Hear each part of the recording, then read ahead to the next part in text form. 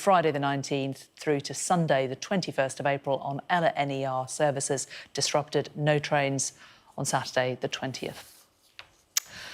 Now, 3 former Supreme Court judges are among more than 600 leading lawyers who've warned the Prime Minister to stop sending arms to Israel.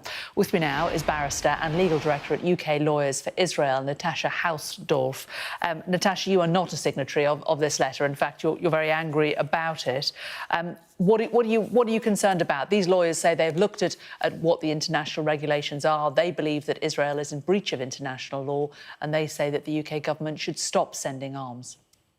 Well, thank you. I'd say concerned rather than angry, and deeply concerned, not least because, amongst other things, the letter includes a serious misstatement as to what the International Court of Justice has determined thus far with respect to the case that South Africa has brought against Israel.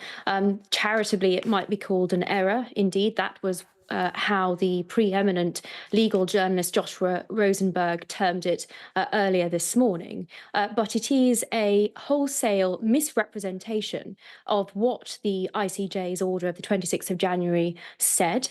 And I'm extremely surprised in that context. Either it is the case that those signatories to the letter haven't read this order, or there must be some other explanation for it.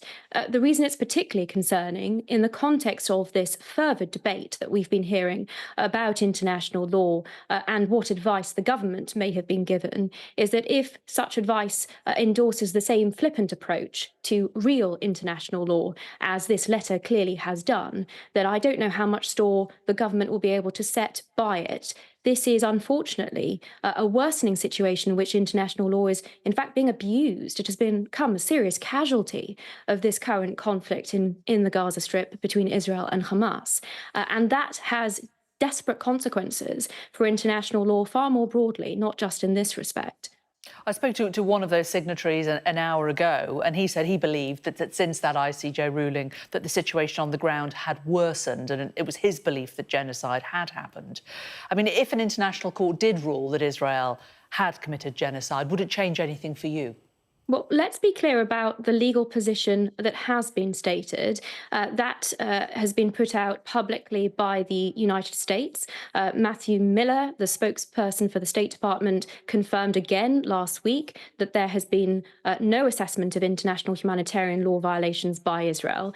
Other than that, what we've seen is conjecture and, as I say, misrepresentations of what the highest court at the United Nations has held with respect to its January ruling and the question of plausibility. It's very clear to anyone that reads that order, and in fact, I was on Sky with Samantha Washington in the days after the order, stating this perfectly plainly. The court considered plausibility in the context of the case that South Africa brought against a consideration as to whether the rights South Africa was claiming fell under the convention. That has nothing to do with an assessment of Israel's conduct in Gaza. And by all accounts, when one listens to the public legal positions put out so far by the United States, when one listens to legal and military experts, some of whom have been on the ground in Gaza, the consistent message is that Israel not only upholds international humanitarian law, but its efforts to keep civilians and aid workers safe, to mitigate potential collateral damage, are unprecedented in the history of armed conflict. And when one considers the urban armed conflict and the dense population in the Gaza Strip that Hamas is seeking to militarize, to use to its advantage, to use civilians as human shields, to drive up the civilian casualty count as far as it can. This is what needs to be called out by the international community and by international lawyers in particular. What we have seen instead is a reprehensible moral equivalence being drawn between an international terrorist organization, Hamas, and a democratic, accountable state, a law-abiding army in the form of the IDF. And this, unfortunately, this letter doubles down on those previous misrepresentations. And the critical thing here is that the public have been desperately misinformed by these uninformed statements. It may be that the international media furore, especially over the incredibly tragic incident that we saw in the last few days with respect to World Central Kitchen, has in fact been driving many lawyers to take this immediate and in many respects, unfortunately, flippant position. But we really need to be careful about allowing the media, lawyers to run away with themselves in this respect. There are very significant consequences, not just for Israel, but also for all law-abiding states if international law is being misrepresented and abused in such a fashion. You say that Israel abides by international law, but of course we look at what happened just 2 days ago with these World Central Kitchen aid workers. There's been over 200 other aid workers killed, and as many as 30,000 civilians have died in Gaza since the October the 7th. Those are the only figures we have because journalists aren't able to get in there. I mean, you must look at this and think, you know, do you have no questions about the legality of any of Israel's operations in there? Would the international media be putting out figures from Al-Qaeda and ISIS in the manner and fashion in which many organisations have seemed to serve as a Hamas mouthpiece? They are the only figures that we have access to because Israel will not allow journalists to get into Gaza. If we were in there, we'd be able to independently verify them. But this is all we were able to do. May I suggest some critical questions which journalists ought to be advancing with respect to these figures? Because there is no breakdown between civilians and combatants. We know Israel has established that it has killed 15,000 terrorists. Those are unaccounted for in the figures that this terrorist organization, Hamas, is putting out. The other aspect of the missing information here is how these people are said to have died. We know that Hamas is shooting its own civilians. We know that they have been bombing fleeing civilians.